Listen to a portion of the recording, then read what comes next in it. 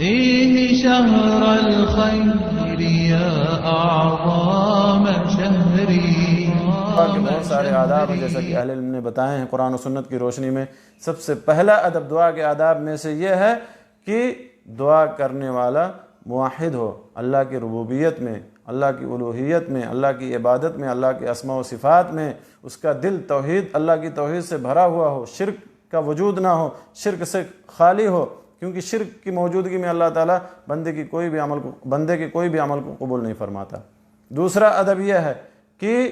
بندہ یا دعا کرنے والا اپنی دعا کے اندر مخلص ہو، اللہ کے لیے دعا کر رہا ہو، اللہ کی رضامندی کے لیے، اللہ کی خوشنودی حاصل کرنے کے لیے، اس سے ریا، نمود، دکھاوا، شہرت مقصود نہ ہو. جیسا کہ اللہ تعالیٰ نے فرمایا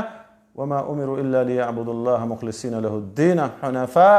کہ حکم دیا گیا ہے کہ وہ اللہ کی عبادت کریں، اس عمل کو، عبادت کو، دعا کو اللہ کے لیے خالص کرتے ہوئے. اور دعا عبادت ہے جیسا کہ نبی صلی اللہ علیہ وسلم نے فرمایا، لہٰذا دعا کی قبولیت کے لیے بھی اخلاص کا ہونا بے حد ضروری ہے. اسی طرح سے تیسرا ادب یہ ہے کہ دعا کرنے والا اللہ تعالیٰ کو اللہ کے نیک ناموں سے اور اللہ کے بلند بالا صفتوں کے ذریعے سے پکارے، جیسا کہ اللہ نے فرمایا وَلِلَّهِ الْأَسْمَاءُ الْحُسْنَى فَادْعُوهُ بِهَا وَذَرُوا الَّذِينَ يُلْحِدُونَ فِي أَسْمَائِهِ کہ اللہ تعالیٰ کے مبارک نام ہیں، اچھے اچھے نام ہیں، تم ان ناموں کے ذریعے سے اللہ تعالیٰ کو پکارو. اسی طرح سے چوتھا ادب یہ ہے کہ دعا سے پہلے اللہ تعالیٰ کی حمد و ثنا بیان کرے، دعا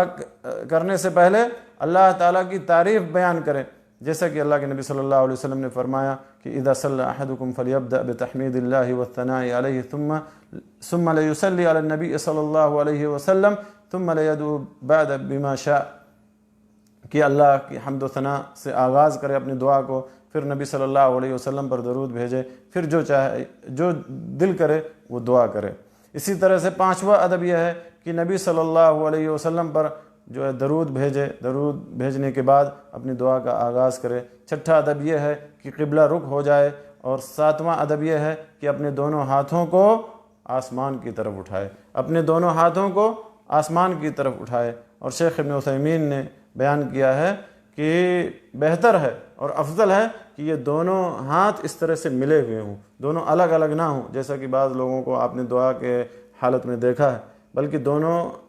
ہتھیلیاں اس طرح سے ملی ہوئی ہوں، اور جو اندرونی حصہ ہے یہ آسمان کی طرف ہو. اور اللہ تعالیٰ نے اس کے بارے میں، اللہ تعالیٰ اپنے بندے کی دعا کو اس حالت میں ضرور قبول فرماتا، کیونکہ اللہ تعالیٰ شرماتا ہے کہ جب کوئی بندہ ہاتھ اٹھائے تو اس کو خالی لوٹا دے. آٹھواں ادب یہ ہے کہ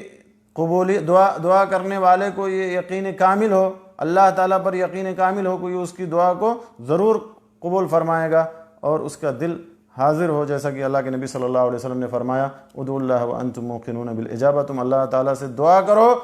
اس حال میں کہ تمہیں قبولیت کا یقین ہو، اور یہ جان لو کہ اللہ تعالیٰ غافل اور لاپرواہ دل سے کی گئی دعا کو قبول نہیں فرماتا. اور نواں ادب یہ ہے کہ کثرت سے سوال کرے، کثرت سے الحاح کرے، کثرت سے گریہ وزاری کرے، کثرت سے اللہ تعالیٰ سے سوال کرے، مانگے دنیا اور آخرت کی بھلائی کو، اور جلد بازی نہ کرے، کیونکہ اللہ کے نبی صلی اللہ علیہ وسلم نے فرمایا ہے کہ بندے کی دعا اس وقت تک قبول کی جاتی ہے جب تک کہ وہ گناہ کے بارے میں دعا نہ کرے، یا قطع رحمی کے بارے میں یعنی رشتے کے کاٹنے کے بارے میں دعا نہ کرے، اور جب تک کہ وہ جلد بازی نہ کرے. صحابہ نے پوچھا کہ اللہ کے رسول جلد بازی کیا ہے؟ تو آپ نے فرمایا کہ یہ کہنا کہ میں نے دعا کیا لیکن میری دعا قبول نہیں ہوئی. ایسے کر کے آدمی دعا کو چھوڑ دیتا ہے. اسی طرح سے دعا کے آداب میں سے جو ہے ایک اہم ادب یہ بھی ہے کہ خشوع اور خضوع کے ساتھ اور ڈرتے ہوئے اور